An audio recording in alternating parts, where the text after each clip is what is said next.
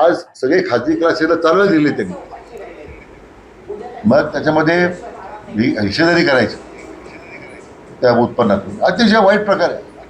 म्हणून ज्यांना या महाविद्यालयाच्या मांडण्याला देऊन ज्यांनी खाजगी क्लासेस चालवायला दिलेले आहेत ना, त्याची मान्यता तात्काळ रद्द करण्याची माझी मागणी आहे. स्वतः मान्य मुख्यमंत्र्यांना भेटून मागणी करणार आहे.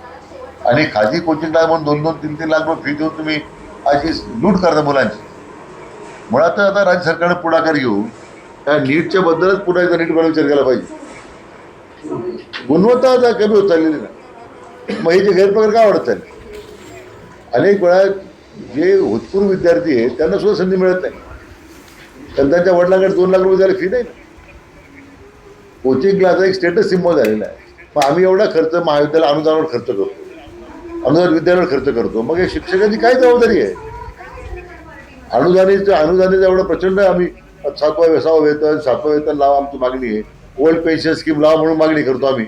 मग मागणी करताना आपल्यावर जे उत्तरदायित्व आहे, मग आमच्याकडली मुलं काय कोचिंगला जातात. आम्ही दर्जा जर वाढवला तर कोचिंग राज्य आपोआप बंद पडतील ना. सगळ्या महाविद्यालयामध्ये मला वाटतं विद्यालयामध्ये जिथं ज्युनियर कॉलेज आहेत, नीटचे क्लासेस सुरू करण्याबद्दलचं आता सरकारनं कंपल्शन केलं पाहिजे.